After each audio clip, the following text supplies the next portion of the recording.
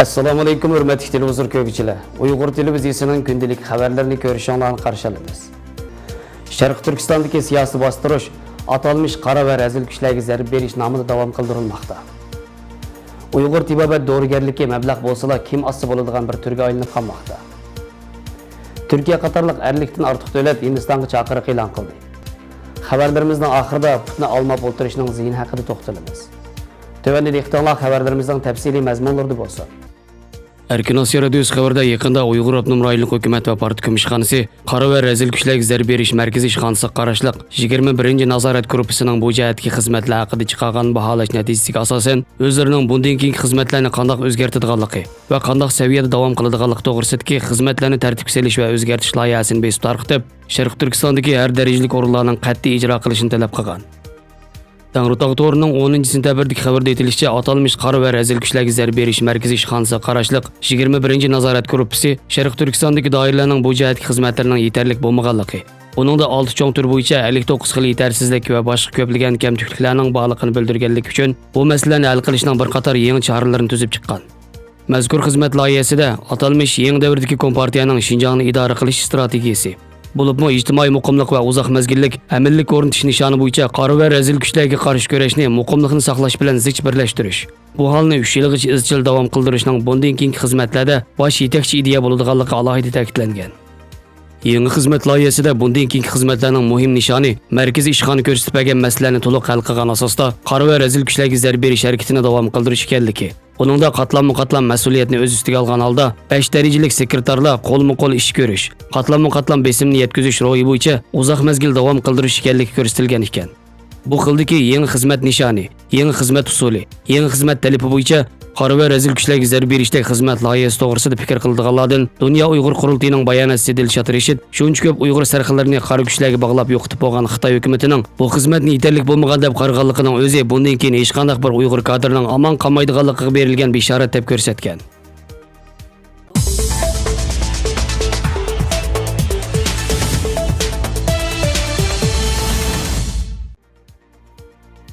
Dunyo bo'yicha tabiiy, ziyonsiz yeshil oziqliq va dorilarga bo'lgan ehtiyoj hammadan yuqori bo'layotgan bugungi kunda albatta Uyg'urlarning qo'lidagi an'anaviy Uyg'ur tibbiyot dorigarligimi porloq taraqqiyot kelgusiga ega bir kasb hisoblanadi. Yaqin yillarda Uyg'ur dorigar va korxonachilarning tirishchanliklari bilan korxona madaniyatiga qadam besib, Uyg'ur xalqining o'zining qo'lidan chiqib bozorga kirgan Uyg'ur tibbiyot dorilari hamdil shuhrat tepayotganda, Uyg'ur tibbiyot dorigarligidan iborat bu egilikmi Xitoy tarafidan atalmış Xinjiang Uyg'ur tibbiyot dorilari sanoat turi qurilishiga kirgizilib, Uyg'ur tibbiyot dorilarini keng turda ishlab chiqarish va setish huquqlari barbara Xitoy shirkatlariga o'tkazib berilgan. Uyg'ur tibbiyot dorigarligining an'anaviy afzalligi bo'lsa, umumiy badanga dori qilish orqali kasallangan o'rinni davolashni maqsad qilib, kasalning manbaiga asosan tangshab yasaladi. Yaqin yillarda Xitoy doiralarining Sharq Turkistonda Uyg'ur tibbiyot dorigarligini kasb qilgan zavod qurish, dori ijozatnomasi bejirish, setish va boshqa mulozimatlarni bir gavda qilgan korxonalashtirishdagi universal foydali siyosatlardan bahramand bo'lgan Xitoy mablag' solg'uchilar Uyg'ur tibbiyot dorigarlik kasbiga butunlay ega bo'lgan. Hatto Xinjiang Uyg'ur tibbiy dorigarlik kasbiy mas'uliyat shirkati nomidagi ilgari nom qozongan Xalmurod doktor igdorchiligidagi Uyg'ur tibbiy dorigarligi bilan tadqiqot ishlari birlashtirilgan shirkatning to'liq peyga Xobidagi Rinfu dorigarlik shirkati nishonliq yordam berish turi siyosatlari orqali ega bo'lgan bo'lib, hozir 30 xildan ortiq Uyg'ur tibbiyot dorilari mushu zavodda yasalmoqda. Xitoy dori ishlab chiqarish korxonalari navbatda Uyg'urlardan texnika va retseptlarga ega bo'lgandan keyin Sukam Javhari, Shifoiy g'arg'ar qatorliq Uyg'ur milliy tibbiyot dorilarini keng turda ishlab chiqarib bozorga solmoqda. Gerçi ular mablag' va texnika orqali Uyg'ur tibbiyot dorilarini pishiqlab ishlash sanoatini taraqqiy qildirdik deyotgan bo'lsa-mu, norozilik inkoslarini bildirgan Uyg'ur tibbiyot kasb ahlilari amaliyotda ularning Uyg'urlarning an'anaviy dori ishlash texnikasiga buzg'unchilik yaratib, tez unum va iqtisodiy manfaatini qo'g'lashib, dorilarga soxtalik qo'shayotganligini ma'lum qilgan. Xotan Uyg'ur tibbiyot doktorxonasida 10 yildan ortiq varash bo'lib ishlagan tajribali Uyg'ur tibbiyotning andisi bo'lsa, Xitoyning dori bozoridagi qalayimqanchiligi hammaga ma'lum masala. Soxta dorilarning borgancha bozorni egallaganligini, Xitoy jamiyatida iste'molchilarda dorilarga qarata kuchli shubha mavjud. Odamlarni zaharlayotgan bu xildagi dorilar dal Xitoylar tomonidan ishlab chiqarilgan. Hech qanday insoniy mas'uliyat, iymon e'tiqodi bo'lmagan, qimmat qarashi, insoniy axloq o'lchami Uyg'urlarga o'xshamaydigan, faqat iqtisodiy manfaatni o'ylaydigan Xitoy xo'jayinlar Uyg'ur tibbiyot ahkomlari va an'anasini bilmaydi va bilishga qiziqmaydi. Uni bir qimmatli boylik sifatida hurmat qilmaydi. Ana shunda Xitoy mablag' solg'uvchilarining faqat mablag' va siyosat afzalligi bilan Uyg'ur tibbiyot kasbini monopol qilib olishi Uyg'ur tibbiyot dori kasbini yo'qolish qarab yuzlantirmoqda degan.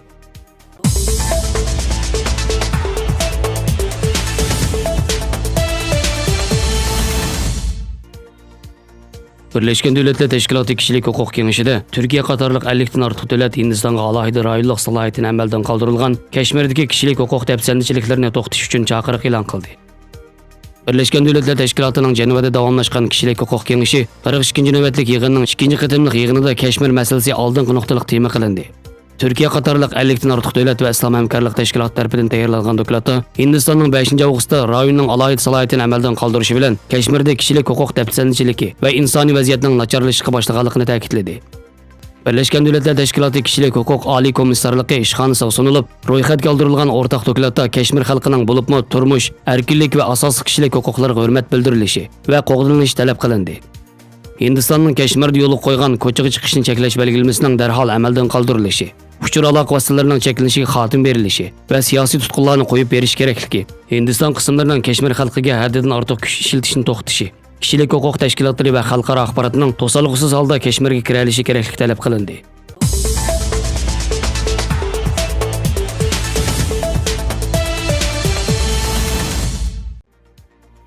Nurg'un kishining putini olmab o'ltiradigan odati bor. Ba'zilari erkin ozoda olmab o'ltirsa, ba'zilari nihoyat apchillik bilan nafas olmab o'ltirdi. Mayli qaysi xil olmab o'ltirish bo'lsin, har ikkisining salomatlik ta'siri bo'lishi mumkin. Ma'lum nuqtadan aytganda, putni olmab o'ltirganda odam badanining eg'irligi markazini tangshab, texmi muqim o'ltirg'ili bo'ladi. Put va put osti muskulning jiddiyligini vaqtincha pasaytib, muskul to'pini qisqa bo'shashtiradi. Biroq oldingi sharti vaqti qisqa bo'lishi kerak. Eng yaxshisi 10 minutdan eshib ketmasligi lozim. Bo'lmasa ib kelgan zehni foydasini besib tushadi. Putni olmab o'ltirishning tuvandikidek ziyonli taraflari bor. Put vena tomirining agir-bugiri kengayishi yoki qon nokchisi kaplashishini keltirib chiqaradi. Umurtqa shaklining o'zgarishini keltirib chiqaradi. So'nggi kasalliklar o'zgarishi yoki muskullarning zo'riqishini keltirib chiqaradi. Ayollar kasalliklarini keltirib chiqaradi. Xabarlarimizni ko'rganingizga rahmat. Ko'rishguncha omon bo'linglar. Xayr xo'sh. Allohga omonat.